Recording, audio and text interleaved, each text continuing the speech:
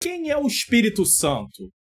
Ele é Deus, ele mora dentro de todo cristão e ele também traz consolo em tempo de tribulações. É sobre isso que iremos tratar hoje no nosso programa Entendes tu o que lês?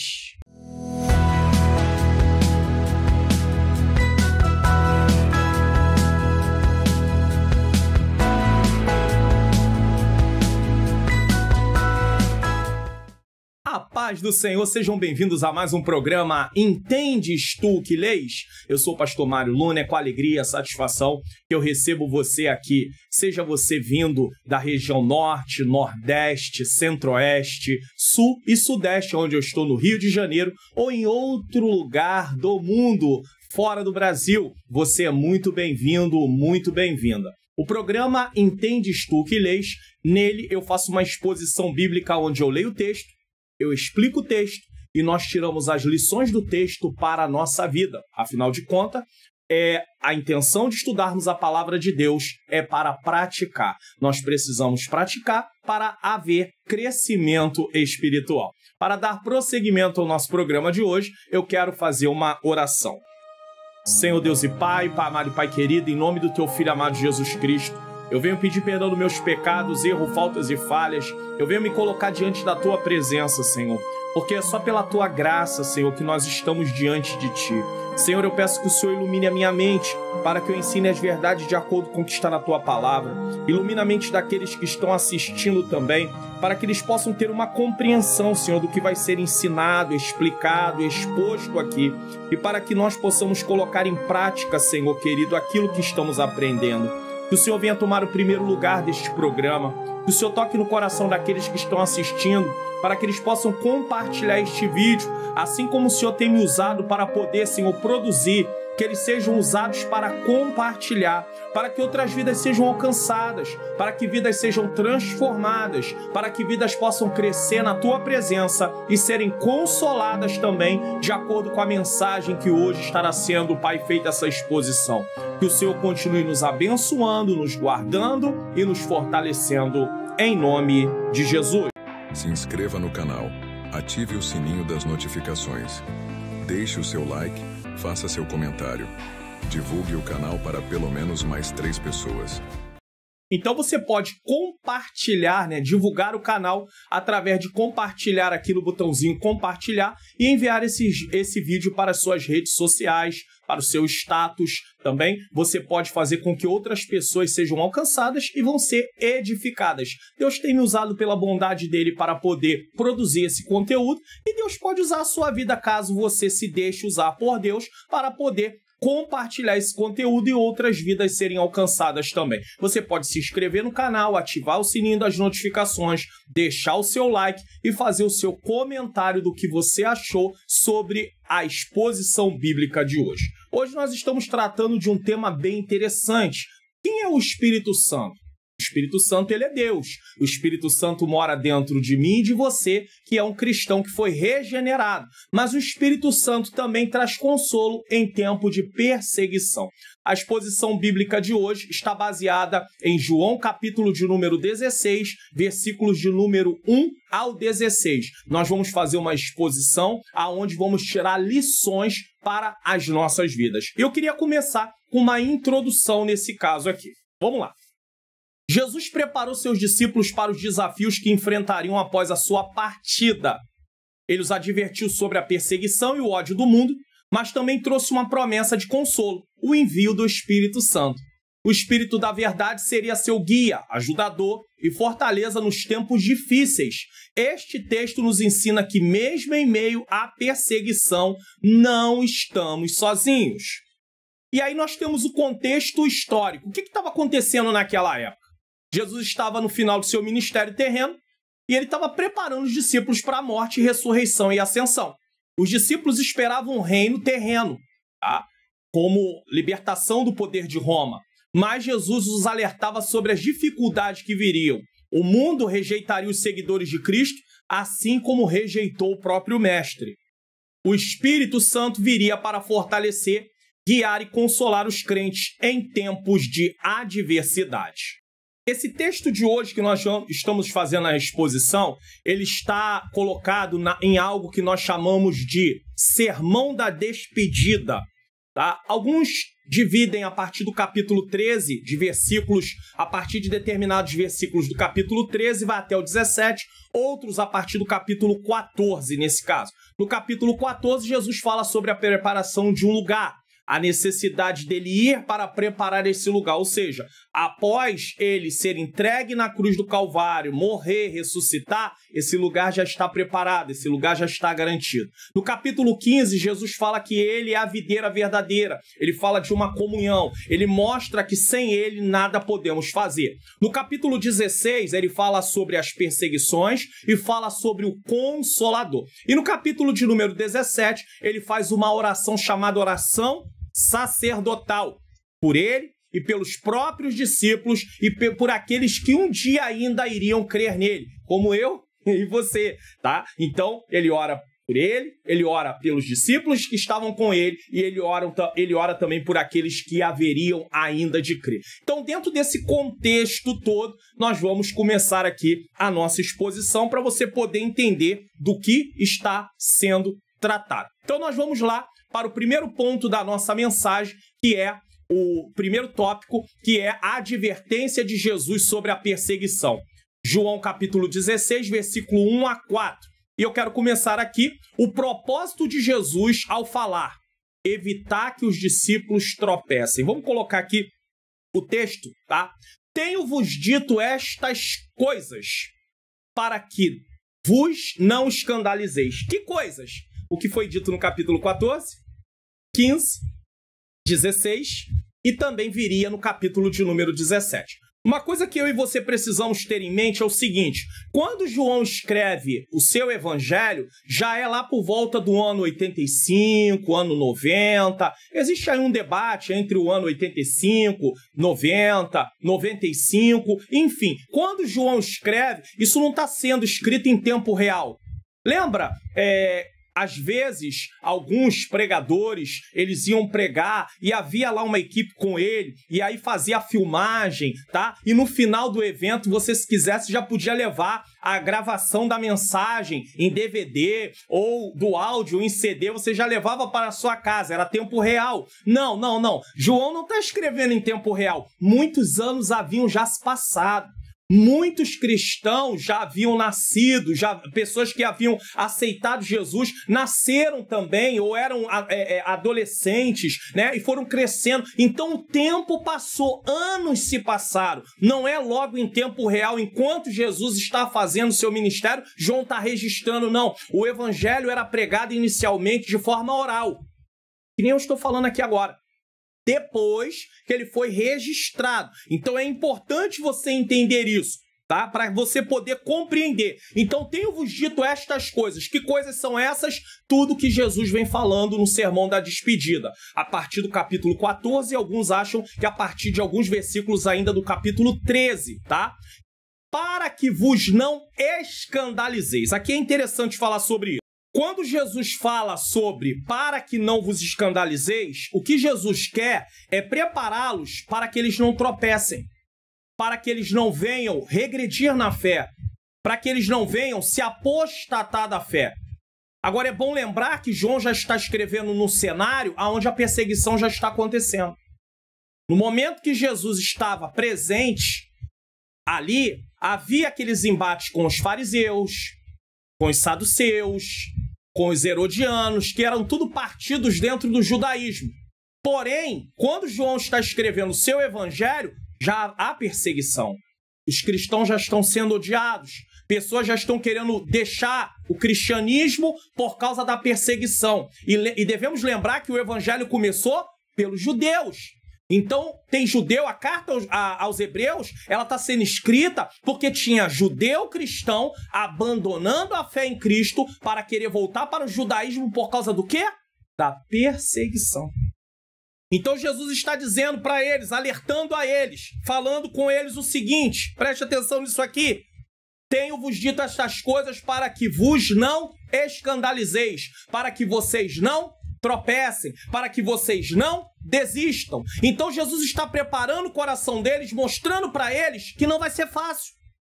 Um dos maiores problemas que nós temos enfrentados na atualidade é que nós pegamos, às vezes, parte do texto bíblico e queremos falar só da parte da conquista. Da parte da vitória. Não há nada de errado em falar sobre a vitória, sobre a conquista, mas devemos mostrar que existe todo um contexto. Davi, para se assentar no trono, houve todo um contexto. Houve muito sofrimento, houve muita perseguição, houve muita dificuldade. José, para sentar-se no trono como governador do Egito, houve um contexto. Houve prisão, houve calúnia, houve mentira, houve esquecimento. Então não é uma coisa que tipo assim, aconteceu do dia para a noite. Aconteceu do dia para a noite, a mudança do cenário acontece do dia para a noite, mas lembre-se de uma coisa, eu digo, do dia para a noite assim, um dia José estava na cadeia e no outro dia estava diante de Faraó. É verdade? É verdade, mas há um contexto por trás disso. Não é simplesmente cadeia e diante de Faraó, houve todo um processo.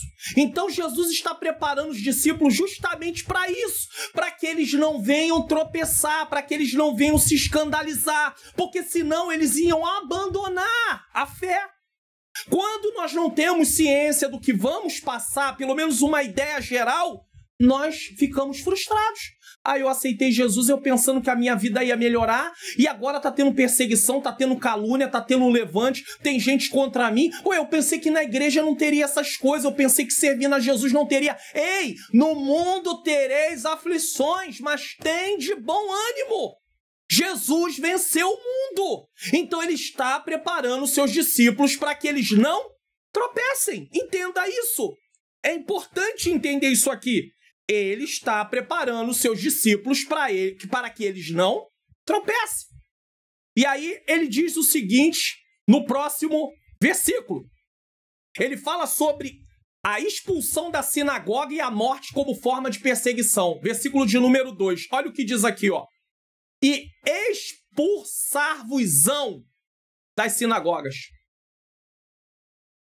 Vem mesmo a hora em que qualquer que vos matar cuidará fazendo um serviço para Deus. Então nós temos duas questões aqui. Expulsar-vos-ão da sinagoga. E para o judeu, isso aqui era muito sério. Por quê? Porque eles estariam sendo expulsos da vida religiosa. E para um judeu sair da sinagoga era algo vergonhoso. Mas ele também estava sendo expulso da vida social. Ou seja, você é cristão, então nós não queremos relacionamento com você, porque você é um herege, você não tem nada de Deus. Era assim que um judeu ia se comportar com alguém que aceitasse a fé em Jesus Cristo. Se fosse o caso, não teria emprego, a vida dele se tornaria difícil, a vida dela se tornaria difícil, a perseguição começaria a acontecer. Então muitos, por causa da perseguição, não iam querer servir, não iam querer buscar ao Senhor Jesus. Por quê? Eu não quero ser perseguido. Então Jesus está preparando. Eles vão te perseguir. Assim como perseguiram a mim, vão perseguir vocês. Vão ir atrás de vocês. Vão tirar vocês da sinagoga. Vão tirar vocês o direito de estar lá no culto, aprendendo a palavra. Eles vão arrancar de vocês isso. A vida social de vocês será uma vida difícil. Vocês serão isolados. E não é o que acontece em muitos lugares? Não é o que aconteceu naquele tempo e acontece em muitos lugares? É o que acontece em muitos lugares. Essa é uma realidade. Vem a hora em que qualquer que vos matar cuidará fazer um serviço a Deus. Então, dentro da perseguição, teria também a morte. Eles seriam mortos por amor a Cristo. Paulo não perseguiu os cristãos fazendo esse tipo de coisa? Paulo perseguiu os cristãos fazendo esse tipo de coisa. Por quê? Porque ele achava que eles eram hereges, que eles eram ímpios, que eles não tinham nada de Deus, que eles adoravam um outro Deus. Porque eles entendiam o seguinte... Deuteronômio capítulo 6, versículo 4. Ouve Israel, o Senhor Deus é o único Deus, o único Senhor. Então, quando Jesus diz que ele é o Filho de Deus, eles entendem o seguinte, está dizendo que tem um segundo Deus. Não! Jesus está dizendo que ele é Deus, como Pai, é Deus. Mas ele não está falando de outro Deus, ele está falando de outra pessoa. Então, Pai, Filho, Espírito Santo, 3 pessoas, uma essência. Apenas uma essência. Então, para os judeus, isso era uma heresia. Eles não entendiam isso. Então, eles rejeitavam a Jesus. Jesus é a revelação de Deus. Jesus veio para poder eles conhecer o Pai em Jesus, mas Jesus não é o Pai. Quando Jesus diz, eu e o Pai somos um, ele está dizendo um em essência, não um em pessoa. Só que eles não compreendiam isso. E aí diz, expulsar-vos-ão das sinagogas, vem mesmo a hora em que qualquer que vos matar, cuidará fazer um serviço a Deus. Paulo achava que estava fazendo bem. Paulo achava que estava fazendo a coisa certa. E nós temos aí casos na atualidade. Eu posso colocar aqui para vocês, inclusive se vocês querem ler, leiam, porque é importante. Preste atenção nisso aqui. É só você acessar o site Portas Abertas. Ele traz todas as notícias sobre a perseguição dos cristãos no mundo. E aí você vem no item notícia, e você vai descendo, e aí, ó, por exemplo, ó, aqui na data que está sendo gravado esse Entende Tu que Lês, que vai ao ar no dia 18 de fevereiro de 2025, nós temos aqui uma publicação do dia 17 de fevereiro de 2025, o seguinte, ó, crianças cristãs são recrutadas pela guerrilha. Como assim? E aí, se você clica aqui, aonde é isso? Crianças cristãs são recrutadas pela guerrilha na Colômbia. Então, estão aliciando as crianças para participar da guerrilha. Aí você desce um pouquinho mais e você vai encontrando mais coisas. Igrejas, deixa eu colocar aqui, ó. México alcança pontuação recorde na lista mundial de perseguição em 2025. Então a perseguição é a cristofobia. Ninguém quer combater cristofobia. Dificilmente alguém se levanta para defender os cristãos. Tem tudo como fobia por aí. Querem defender tudo que é fobia, mas cristofobia de maneira nenhuma. Igreja resiste à pressão na Venezuela. E aí nós temos vários, ó, cristão é morto por compartilhar o evangelho no Iêmen. Pastor e esposa são presos no México. Isso tudo são publicações recentes, ó, 11 de fevereiro de 2025. Eu digo recente porque esse vídeo vai ao ar no dia 18 de fevereiro de 2025. Então a perseguição, ela é real. A perseguição, ela existe. E Jesus falou sobre isso. Expulsar-vos-ão das sinagogas, vem a hora mesmo em que qualquer que vos matar, cuidará estar fazendo um serviço a Deus. Então eles achavam que estavam fazendo um serviço a Deus. Não tinha nenhum problema de estar matando nenhum cristão. Por quê? Porque eles pensavam que estavam fazendo um serviço a Deus. Então Jesus está ensinando isso aqui para quê? Para encorajar eles, que a perseguição vai vir, eles vão ser excluídos, eles vão ser colocados fora da sinagoga, eles serão tirados do convívio social, as pessoas não vão querer se relacionar e ficar perto deles, porque eles agora são cristãos, vão ter aqueles que vão até morrer. Nesse tempo que o evangelho está sendo escrito, se realmente for escrito entre o ano ali 85, 90, 95, enfim, é uma estimativa. Paulo já havia sido decapitado, Pedro já havia sido crucificado de cabeça para baixo, Tiago é morto no capítulo 12 ali de Atos também. Então, todos os discípulos já haviam passado pelo martírio. Somente João, principalmente se foi ali por volta de 90, 95, somente João está vivo quando ele está escrevendo. Então, ou João e algum discípulo, mas Paulo já tinha ido, não tinha jeito. Pedro já tinha ido. Então preste bem atenção nisso. A perseguição foi ferrenha. A situação, Pedro, quando vai escrever sua carta, ele mostra um cenário de perseguição e ele ainda estava vivo. Então nós precisamos entender que isso é uma realidade. Versículo de número 3. A ignorância dos perseguidores sobre Deus. Olha o versículo 3 o que diz. Preste atenção aqui no versículo 3, ó. E isso vos farão porque não conhecem o Pai e nem a mim. Ou seja, Jesus diz que está preparando eles para a perseguição que vem E nesse caso, quando João escreve, a perseguição já veio.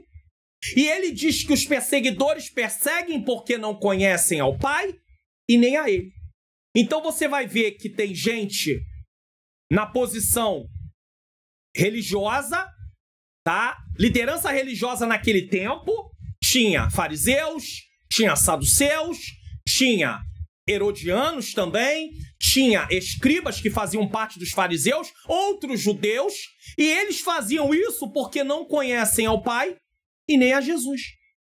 Então Jesus deixa muito claro o seguinte: eles tinham ali um relacionamento que não era relacionamento.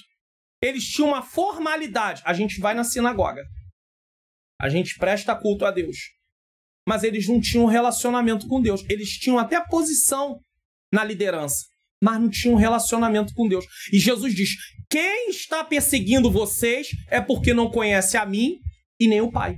Agora, se um cristão persegue outro cristão, ele está com falta de relacionamento com Deus. Porque quem tem relacionamento com Deus não persegue cristão. Quem persegue cristão é o inimigo. É o inimigo que quer usar pessoas para perseguir os cristãos, assim como perseguiu a Cristo. Assim como se opôs a Cristo, vai se opor aos cristãos também. Jesus está preparando, mas deixando bem claro: quem faz isso não tem relacionamento com Deus. Para que Jesus faz isso? Para trazer tranquilidade ao coração daqueles que estão sendo perseguidos. Porque senão ele pode levar para o lado pessoal. Por que eu estou sendo perseguido? Eu estou fazendo o que é certo, e eu estou sendo perseguido, e eu estou sendo perseguido por alguém que se diz cristão, por alguém que se diz conhecer a Deus e está me perseguindo. Aí Jesus deixa claro: eles não conhecem o Pai, nem conhecem a mim. É Jesus que está falando, é o texto que está falando. Quem está perseguindo não conhece. Por que Paulo, ainda quando usava o nome de Saulo, nesse caso, Saulo é judeu, Paulo é grego nesse caso, então Paulo usa o nome dele de Paulo, por quê? Por causa do ministério entre os gentios, tá? Então, só para você entender, ele está ali entre o povo gentil, então ele usa o nome dele para quê? Para poder, nesse caso, alcançar o maior público. Então ele não usa Saulo, nesse caso, mas Paulo e Saulo. Quando ele perseguia o povo de Deus, nesse caso, ele perseguia porque ele não conhecia a Deus. Se ele conhecesse a Deus de verdade, ele não estava perseguindo o povo de Deus. Tanto é que quando Jesus, o clarão, aparece e ele pergunta: quem é Senhor? Ele diz: eu sou Jesus a quem tu me persegue. Ele estava perseguindo a Jesus e nem sabia que estava. Ele achava que estava perseguindo a igreja, estava perseguindo a Jesus e nem entendia o que estava fazendo. E é por isso que, como cristãos, nós temos que ter ali como lema: conheçamos e prossigamos em conhecer ao Senhor. Oséias, capítulo de número 6, versículo de número 3. Conheçamos e prossigamos em conhecer ao Senhor. Porque muitas pessoas, por ignorância, fazem questões, disputas e outras coisas mais, porque deixam de conhecer ao Senhor. Porque se conhecessem de fato quem estão servindo, não entrariam por um caminho desse. Porque esse não é o caminho correto, esse não é o caminho certo. Versículo de número 4. Olha o que diz o versículo 4, só para você poder compreender, que é a última parte aí sobre essa questão de perseguição. A importância de Jesus falar antecipadamente para fortalecer os discípulos. O versículo 4 mostra isso. Olha o que diz o versículo 4. Mas, todavia, no entanto, entretanto, tenho-vos dito isto que? Vos dito isto sobre a perseguição, sobre tudo que ele havia alertado. Então, tenho-vos dito isto, certo? Tenho-vos dito isto, a fim de que quando chegar a hora de quê? Da perseguição, da luta, do abandono, vos lembreis de que já vos tinha dito. Então, Jesus está preparando eles. Quem não é preparado para perseguição, para tribulação, para oposição, para afronta, para rejeição, se escandaliza, tropeça, desiste. O próprio Jesus, quando falou sobre a parábola do semeador, ele fala sobre aquelas pessoas que a semente cai, que é a palavra simbolizando, a terra simbolizando o coração daquela pessoa que se escandalizava com a perseguição. E por isso, abandonava a fé. E quantos querem abandonar a fé por causa das lutas? Por causa das provas? Por causa das dificuldades? Mas Jesus está alertando eles. E João está escrevendo o seu evangelho num momento muito propício. Porque a perseguição está acontecendo e eles precisam ser lembrados do que Jesus falou para eles não desistirem. E é por isso que nós precisamos meditar na palavra. Não é ler, é meditar. É pensar, é refletir, é inferir. Para lembrarmos do que Jesus disse quando as coisas estiverem acontecendo.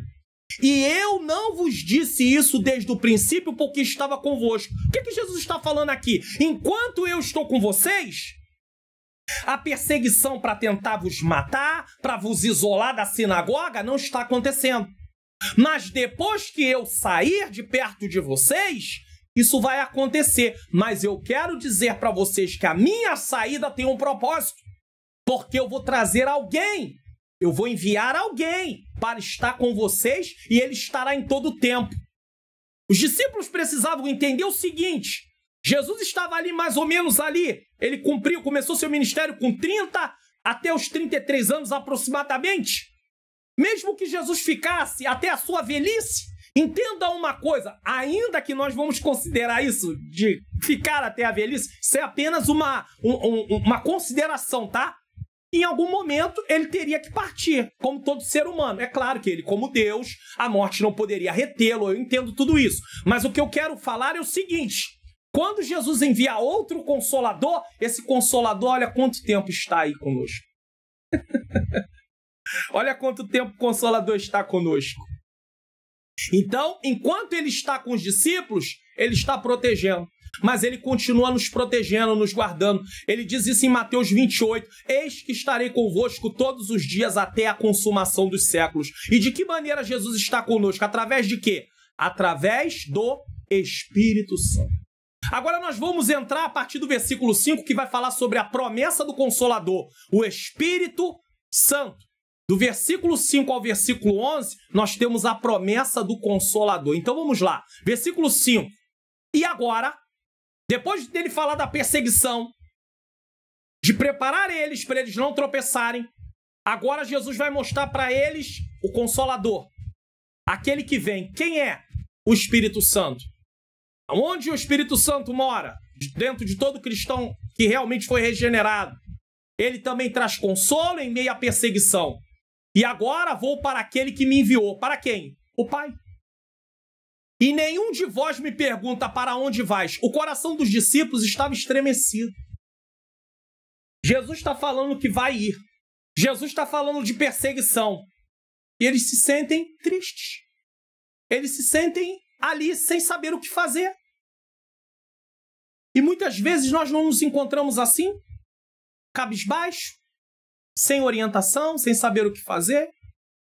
E aí nós devemos lembrar daqui, ó, o consolo do Espírito Santo em tempos de perseguição, em tempos de aflição, em tempos de tribulação, em tempos de angústia. Nós devemos lembrar disso aqui. O Espírito Santo está consolando o meu e o seu coração. Quem sabe você começou a assistir essa exposição bíblica e está passando por uma grande luta, por uma grande dificuldade, está sendo perseguido. Tem gente até no meio do povo de Deus que tem se levantado.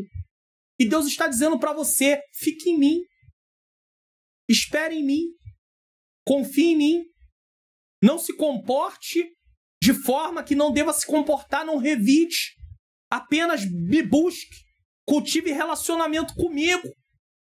Esse tempo vai passar. O consolo está aí. O Senhor está consolando o meu e o seu coração. Deus sabe do que você precisa. E aí, no versículo de número 6, ele fala o seguinte: antes, ao invés de perguntar para onde vais, antes, porque isso vos tenho dito sobre a perseguição, sobre tudo que aconteceria e sobre a partida de Jesus, o vosso coração se encheu de tristeza. Tem notícias que eu e você recebemos que o nosso coração se enche de tristeza. E o que Jesus falou ali encheu o coração deles de tristeza. Esse era o propósito de Jesus? Claro que não. Mas nós somos seres humanos, somos frágeis. Acabamos nos deixando levar pelas circunstâncias. E o cristão ele não pode viver por circunstância. Se eu e você vivermos por circunstância, nós não vamos conseguir ir em frente. Paulo escreve a sua carta aos Filipenses, ele está preso. E ele diz, alegrai-vos, outra vez vos digo alegrai-vos. Filipenses 4:4. Como é que uma pessoa presa pode falar para alguém se alegrar? É porque a alegria de Paulo não dependia das circunstâncias. A paz de Paulo não dependia das circunstâncias. Isso era algo que vinha de Deus. Era algo que era produzido pelo Espírito Santo por causa do relacionamento que ele tinha com Deus. Eu e você precisamos de relacionamento com Deus. Porque se nós tivermos relacionamento com Deus, muitas coisas vão estar acontecendo, mas a paz de Deus estará dentro de nós. A alegria de Deus estará dentro de nós. Nós devemos continuar confiando, crendo, esperando no Senhor. Versículo de número 7. Todavia, digo-vos a verdade. Ou seja, o que eu estou falando é o que vai acontecer. Que vos convém que eu vá, porque se eu não for, o Consolador não virá a vós. Mas se eu for, enviá-lo-ei. Enviar-lo-ei. Vou vos enviar o Consolador. Então Jesus está dizendo, eu preciso ir para que o Consolador venha. Ou seja, tem uma nova etapa. Eu estou mandando o Consolador. Eu vim por um tempo. Eu não vim para ficar fisicamente com vocês o tempo todo, mas eu vou estar com vocês espiritualmente o tempo todo. Eu vim para cumprir uma missão que tem tempo, que teve início, tem meio e vai ter fim essa missão. Na questão de resgatar vocês da culpa do pecado, justificação, do poder do pecado, santificação, e da presença do pecado, glorificação. Tem tempo. A glorificação acontece no final. Mas Jesus veio para resgatar. Mas o ministério dele terreno tinha um tempo. Agora o ministério do Consolador vai por todo o tempo, até a consumação dos séculos. Isso é interessante.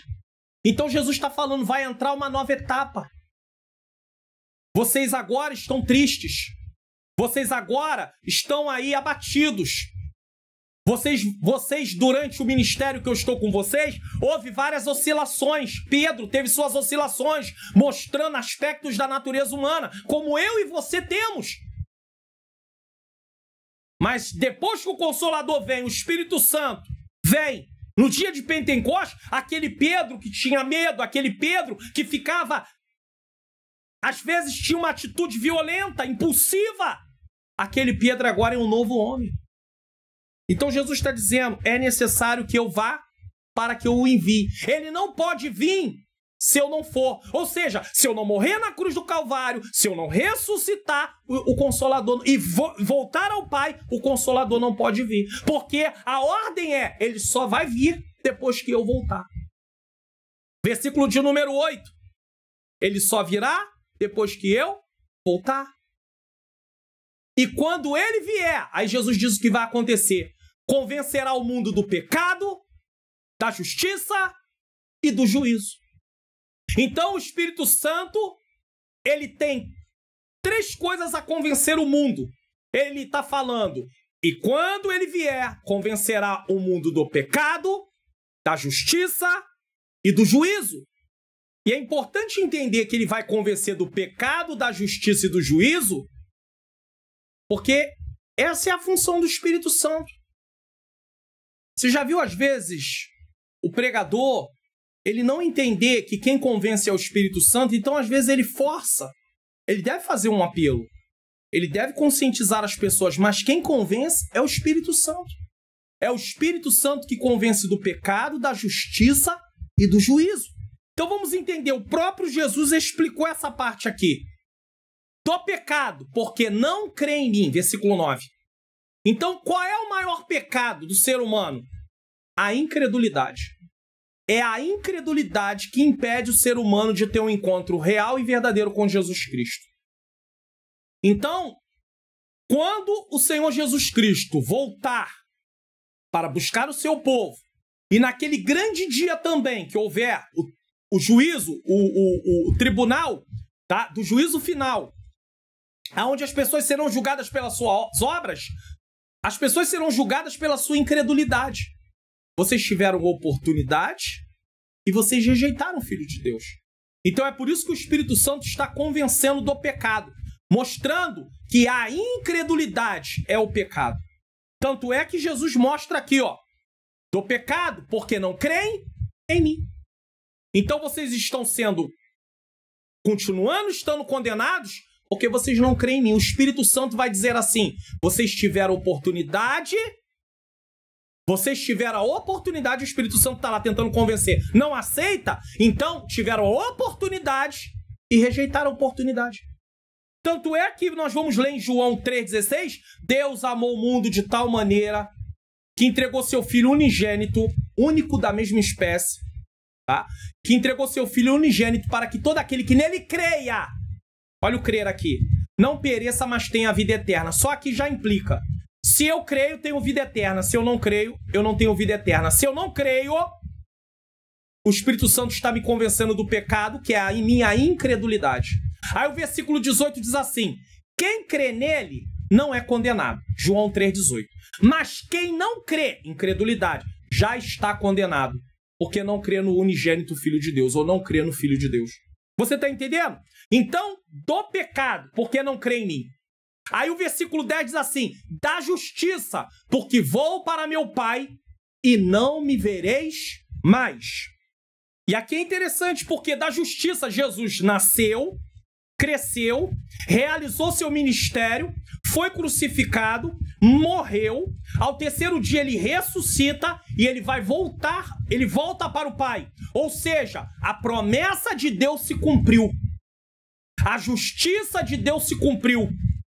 O Senhor Deus envia o seu Filho, Deus Pai envia o seu Filho para cumprir sua promessa. Deus é Deus justo. Então o Espírito Santo vai convencer da justiça. Deus faz justiça, envia o seu Filho. Se alguém o rejeita, Deus deixa ele condenado, porque ele é justo, porque ele teve a oportunidade e ele diz não. Ela teve oportunidade e ela diz não. Então, o perecer, o ir para o lago que arde com fogo e enxofre, é a justiça de Deus operando, porque Deus deu a oportunidade para que pudessem crer e não creram. E também isso implica que uma vez que a justiça de Deus se fez presente, nós que estamos em Cristo precisamos viver uma vida justa. Então eu não posso mais andar nos desejos da minha natureza pecaminosa. Eu preciso andar em santificação.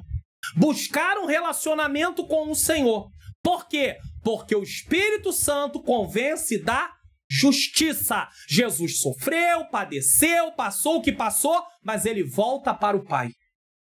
Ele está junto com o Pai. O Pai, o Filho, estão juntos. O Espírito está entre nós também. E está em nós. Está em nós. Entre nós, no sentido de estar em nós, melhor dizendo. Todo cristão. Mas ele também está aí para convencer o mundo do pecado, da justiça. Mas ele tem mais uma coisa para convencer o mundo: do juízo, porque já o príncipe desse mundo está julgado. Me diz uma coisa, como é que eu vou seguir o príncipe desse mundo? A Bíblia diz: não ameis o mundo nem no que o mundo há. Porque aquele que ama o mundo, o amor do Pai não está nele. A Bíblia diz: adúlteros e adúlteras, não sabeis que a amizade do mundo é inimizade contra Deus? Tiago capítulo 4. Então, o que diz adultério espiritual? Amar o mundo é inimizade contra Deus. Se o príncipe desse mundo já está julgado, quem segue o caminho desse príncipe está na mesma situação que ele. Por isso que João 3,18 diz: quem crê não é condenado, mas quem não crê já está condenado. Porque está seguindo o mesmo caminho daquele que já está julgado. A obra de Cristo na cruz trouxe o golpe final sobre Satanás, porque deu a oportunidade para que todo aquele que nele crê não pereça, mas tenha a vida eterna. No Éden, Satanás pensou que saiu vencedor. Arranquei o homem da presença de Deus. Mas na cruz, Deus mostrou mais uma vez que ele sempre é vencedor. Satanás saiu pensando, mas Deus é o vencedor. Tanto é que na cruz do Calvário, depois que Jesus morre e ressuscita, Jesus resgata o homem. Na cruz ele diz, está consumado, tetelestai. João 19:30. Foi pago, passado, abrange todos aqueles que morreram antes de Cristo e que creram. Está pago, presente, estava abrangendo todos do momento e continuará pago. Abrange todos que viessem a aceitar Jesus, entre eles eu e você. E se você está assistindo e não aceitou Jesus, receba Cristo como Senhor e Salvador da sua vida. Procure uma igreja evangélica mais próxima da sua casa, fale com um pastor que aceitou Jesus num programa, na internet, e reconheça e viva a vida cristã em nome do Senhor Jesus. Então, do juízo, porque já o príncipe desse mundo está julgado. Não tem jeito para Satanás e os demônios. Não tem arrependimento para eles já estão julgados. Mas quem seguir o seu caminho irá terá o mesmo fim do que ele. E aí nós entramos agora no versículo de número 12. E o versículo de número 12, nesse caso, até o 15, vai falar da obra do Espírito na vida dos discípulos. Então vamos lá. Obra do Espírito na vida dos discípulos. Versículo de número 12. Ainda tenho muito que vos dizer, mas vós não podeis suportar agora. O que Jesus quer dizer com isso? Ainda tenho muito a vos dizer, mas vós não podeis suportar agora. Irmãos, se Deus, quando você e eu aceitamos Jesus, fosse falar para eu e para você tudo o que nós iríamos passar no decorrer da nossa vida, nós íamos desistir. Por quê, pastor? Porque eu e você não teríamos estrutura espiritual para suportar o que nós iríamos ouvir. É por isso que Deus vai nos preparando para poder passar por determinadas situações. E você vai ganhando mais estrutura, e mais estrutura, e mais estrutura. E essa é a ideia de Deus. Às vezes você olha algumas pessoas, é claro que também isso tem a ver com chamado. Tem pessoas que Deus tem um chamado que não tem o mesmo chamado com outras pessoas. Mas você olha algumas pessoas e vê elas... Olha para elas em alguma posição e aí você às vezes até almeja uma posição semelhante. O que você não entende é que você precisa de estrutura para estar naquela posição caso Deus tenha um chamado com você parecido com aquele. Só que tem gente que quer a posição sem ter estrutura. O que acontece? Quando ele recebe a posição e começa a vir as lutas, e começa a vir os ventos, e começa a vir as tribulações, ele e ela desistem. Ele e ela param. Por quê? Ele e elas tropeçam. Por quê? Ele e ela se escandalizam. Por quê? Porque não tem estrutura. É isso que Jesus está dizendo. Eu tenho umas coisas para vos dizer, mas vocês, nesse momento, ainda não estão preparados. Não há condição de eu falar com vocês o que eu preciso falar com vocês, porque vocês não podem suportar agora. Jesus reconhece a limitação dos seus discípulos. E uma coisa que nos faz caminhar com segurança é reconhecer a nossa limitação. Reconheça a sua limitação. Eu não estou falando aqui de covardia, de fugir daquilo que você pode fazer. Mas tem coisas que estão além do que você pode fazer, e eu sei que você e eu contamos com a graça de Deus, mas nós não temos ainda uma estrutura para aquilo. Então devemos nos preparar. Pedir a Deus para nos preparar, buscar, quando eu falo preparar, é buscar essa preparação em Deus, para que o Senhor possa te fortalecer. Quem foi preparado? Você acha o seguinte, por que Deus não pegou José logo com aquela idade que ele tinha, lá entre os seus irmãos, levou ele logo para o Egito e colocou ele como governador? Por que Deus não pegou logo Davi, logo depois que foi ungido por Samuel na casa de seu pai, e colocou ele como rei? Porque eles precisavam de estrutura, que a Bíblia chama de maturidade. Maturidade cristã. Crescimento espiritual. Eles precisavam, para eles entenderem que eles não estavam ali por seus méritos, porque eles eram bons, porque eles sabiam muito. Não, eles tinham que reconhecer a dependência de Deus. Humildade, reconhecer a dependência de Deus, como José disse para os seus irmãos, foi o Senhor que me enviou para cá. Como Davi reconhecia que foi o Senhor que tirou ele de trás das malhadas. Meus irmãos, entenda, se Deus tem um chamado com você, o chamado vai se cumprir, mas espere Deus te preparar. Busque a preparação em Deus, mas não queime etapas, senão você não suporta. Senão eu não suporto. Senão eu desisto, senão você desiste. Aí o versículo 13 ele diz assim: mas quando vier aquele espírito da verdade, não é o espírito da mentira, o príncipe desse mundo, o espírito do engano. Por que ele fala espírito da verdade? Porque o espírito da mentira está por aí, enganando. Que isso, pastor? Então deixa eu colocar aqui para você. Paulo alerta sobre o espírito da mentira.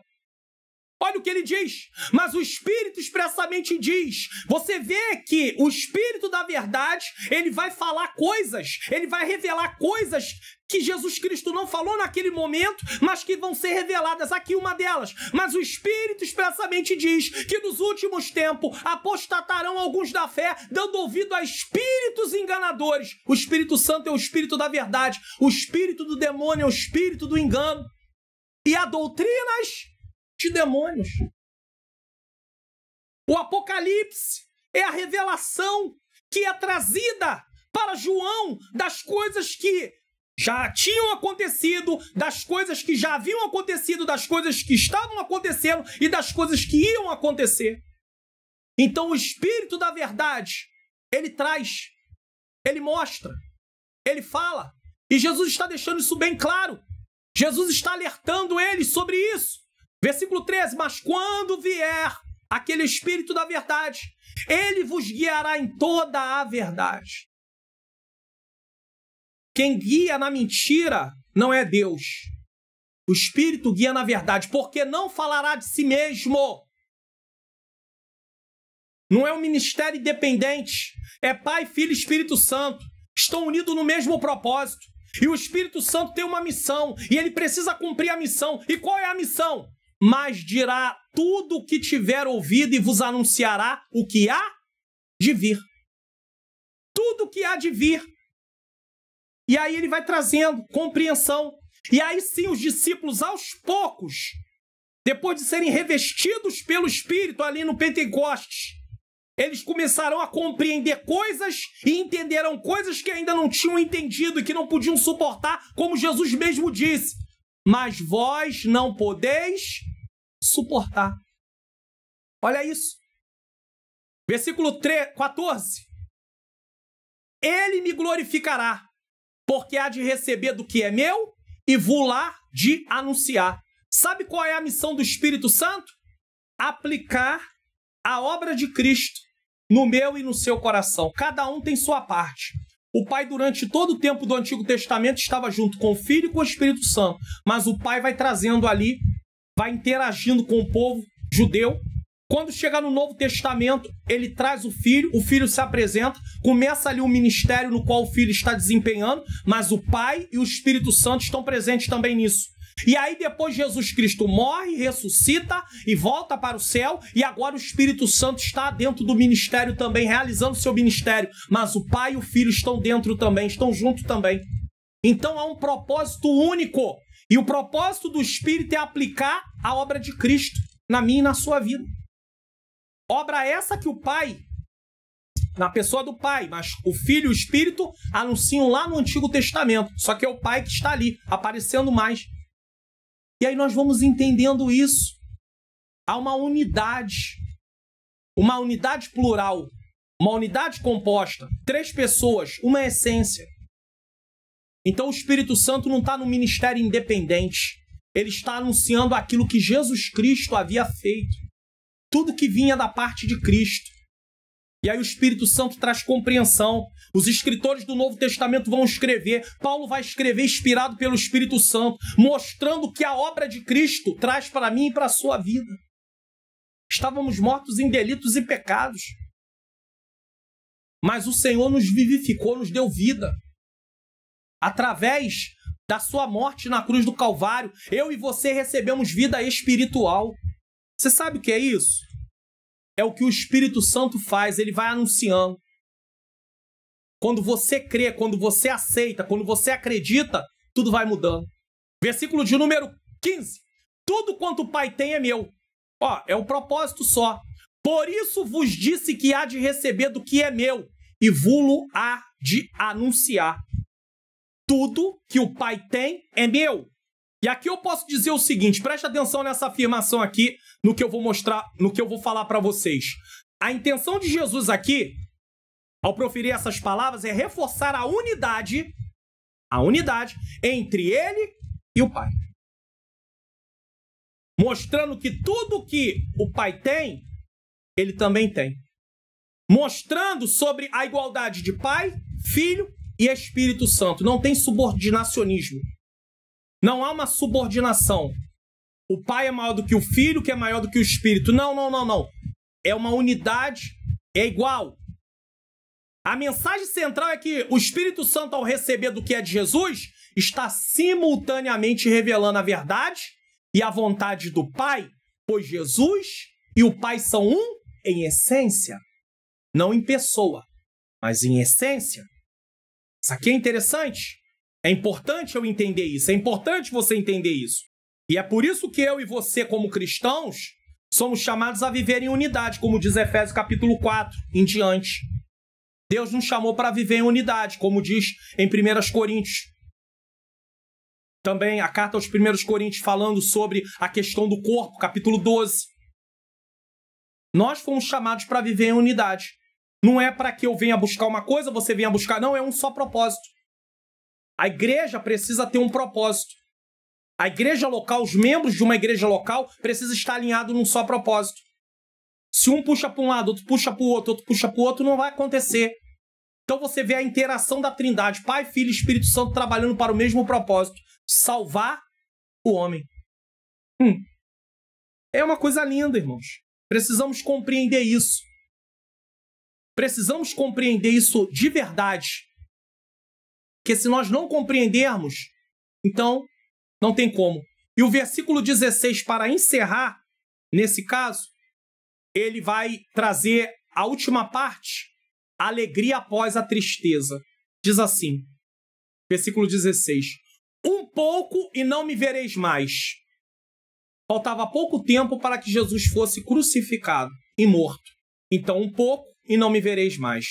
E outra vez um pouco e ver-me-eis. Ele ia ressuscitar e ele ia voltar para o céu. Então eles iam ver novamente, depois da ressurreição.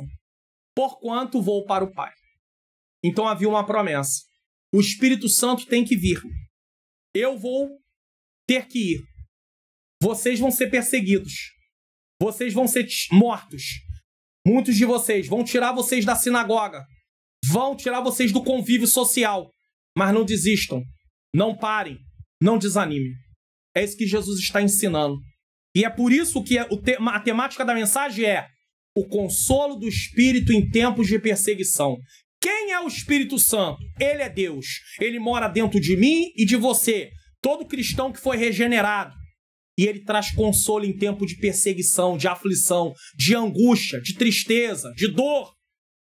E se nós continuarmos a leitura, que não é o caso aqui dessa exposição de hoje, você vai ver que o próprio Jesus, mais à frente, vai dizer o seguinte, ele vai dizer que, ele diz melhor, que o mundo vai se alegrar porque Jesus vai ter morrido. O mundo vai se alegrar. Mas, na verdade vos digo que vós chorastes e vos lamentareis. O mundo se alegrará e vós estareis tristes, mas a vossa tristeza se converterá em alegria, porque o que Jesus ia fazer, a morte dele, a ressurreição dele, a volta para o céu, a descida do Espírito Santo mudaria tudo na vida dos discípulos. E é por isso que é importante a exposição bíblica, onde eu leio o texto, eu explico o texto e nós tiramos as lições do texto. E é por isso que é importante você estudar a palavra. E às vezes você fala assim, mas eu tenho dificuldade, mas eu não tenho compreensão, não, eu queria aprimorar mais o meu estudo da palavra. Preste atenção nisso aqui. Curso online. Como facilitar meu estudo da Bíblia. A paz do Senhor. Sejam bem-vindos ao curso online Como Facilitar Meu Estudo da Bíblia. Você está prestes a mergulhar em um curso online exclusivo que vai transformar sua compreensão das Escrituras Sagradas. Imagine entender os textos, os contextos históricos e os ensinamentos que a Bíblia trata por meio de etapas no estudo bíblico e métodos de estudo. Mas atenção, essa oportunidade é limitada. Clique agora mesmo no link da descrição e garanta sua vaga nesse curso que vai enriquecer sua vida espiritual. Aguardamos você lá. Pois bem, então entenda uma coisa. Vamos lá, entenda uma coisa aqui. Você tem esse curso, Como Facilitar Meu Estudo da Bíblia. Você pode clicar no link que está na descrição, no comentário afixado, e também nos vídeos de recomendação eu deixo sempre o link ali também para você. E aí, uma vez que você clicar no link, você vai acessar essa página que tá aí. Você tá vendo a página aí, ó? Tá aí, ó. Essa página aí. E ao acessar essa página, você vai descer e vai ler. Sente dificuldade em compreender a Bíblia? Então esse curso é para você. Ou você quer aprimorar mais a sua compreensão da Bíblia? Esse curso é para você. E aí tem uma apresentação, quem sou eu, pela bondade de Deus. E aí você tem os módulos. Módulo 1, apresentação do curso. Módulo 2, entendendo o que é a Bíblia. O que é a Bíblia? Definição, origem da Bíblia, propósito da Bíblia. Módulo 3, descobrindo a estrutura da Bíblia. Quantos livros? Quantos livros no Antigo? Quantos livros no Novo? Dividido em quantos testamentos? Módulo 4, obstáculos para não estudarmos a Bíblia. Tem gente que diz, eu não sei por onde eu vou começar. Tédio no estudo da Bíblia. Por quê? Porque no estudo bíblico. Por quê? Porque não está compreendendo. Não sou inteligente o suficiente. Ele já acha que não é inteligente. Falta de tempo. Ah, não tenho tempo. Eu tenho que arrumar um tempo para estudar a palavra, para compreender as coisas do Senhor. Módulo 5, aprendendo como devemos estudar a Bíblia. Humildade, oração, um estudo cuidadoso, trazer o estudo para a vida prática, aplicar. Todo estudo da Bíblia tem que ter a intenção de prática. Módulo 6, desvendando os benefícios de estudar a Bíblia. O que você ganha estudando a Bíblia? Tem gente dizendo, para que eu vou estudar a Bíblia? Para que eu vou ler Bíblia? Qual o propósito disso? Aqui vai mostrar os propósitos. Vários benefícios como um propósito. Conhecimento e entendimento, crescimento espiritual, orientação e sabedoria, consolo e encorajamento, transformação de caráter, conhecimento da salvação, capacitação para a missão. Módulo 7, trilhando etapas no estudo bíblico. Você vai fazer a inspeção do texto, a escolha do texto, a observação do texto, a interpretação do texto. Lembra que aqui é eu leio, eu explico e o explicar está dentro da interpretação? Tá? Correlação do texto. O que eu entendi, o que a Bíblia diz sobre isso aqui em outras partes? Tem amparo? Confere em comentários, em dicionários, a aplicação. Como esse ensino se aplica à minha vida? Módulo 8, facilitando o meu estudo da Bíblia através de métodos. Métodos das 3 perguntas. Estudo bíblico sintético, que é uma síntese do texto. Estudo bíblico analítico, você vai analisando o texto, palavra por palavra, ou expressões por sentenças. Estudo bíblico tópico, um tema. Estudo bíblico biográfico, a vida de um personagem, José, Salomão, Samuel, Moisés, Davi. Estudo bíblico doutrinário, uma doutrina da salvação, doutrina da igreja, doutrina do Espírito Santo. Estudo bíblico devocional, tudo isso. E o módulo 9. E além disso, nós temos os depoimentos de pessoas que fizeram o curso e que são inscritos do canal e que não são fictícios, são pessoas reais. Temos aí também um certificado de conclusão. Tá vendo aí o certificado? Ó, tá aí, ó, certificado de conclusão. E temos também o módulo bônus, que é o aplicativo My Bible, que nele você tem comentários e dicionários para poder estudar e várias versões da Bíblia. Irmãos, tem tudo aqui. Então, eu convido você para poder fazer o curso online Como Facilitar Meu Estudo da Bíblia. O investimento é um pequeno investimento. Faça o investimento porque vai valer a pena. Link na descrição, no comentário fixado e também link nos vídeos de recomendação. Vamos lá? Conclusão. O mundo rejeita os seguidores de Cristo, mas o Espírito Santo nos fortalece e nos consola. É por isso que temos que buscar o Espírito Santo. É por isso que precisamos do revestimento do Espírito Santo. É por isso que precisamos dos dons do Espírito Santo de acordo com aquilo que Deus tem para a nossa vida. É por isso que precisamos do fruto do Espírito Santo. Ele nos ensina, nos guia na verdade, nos dá coragem para enfrentar tempos de perseguição. Diante das dificuldades, precisamos depender do Espírito Santo e nos firmar na esperança da volta de Cristo. Você tem buscado esse consolo e direção do Espírito Santo em sua vida? Está na hora de buscarmos. Está na hora de estarmos mais voltados ao Senhor. Então, nesse momento, vamos orar. Eu quero agradecer você que ficou até esse momento no programa, que esta palavra possa ser edificante e que você deixe o seu comentário, o seu like, também se inscreva, ative o sininho das notificações e compartilhe para que outras pessoas possam também ser alcançadas. Vamos orar? Senhor Deus e Pai, Pai amado e Pai querido, eu quero te agradecer por mais um programa. Que essa palavra seja aplicada, que o consolo do Senhor venha aos nossos corações, que saibamos que o Espírito Santo é Deus, Deus Pai, Filho e Espírito Santo, e que possamos, Senhor querido, ter relacionamento, Senhor, com o Senhor, para que possamos desfrutar das verdades, que não venhamos andar de acordo com o nosso coração, mas segundo o teu querer e a tua vontade, em nome de Jesus. Receba a bênção apostólica.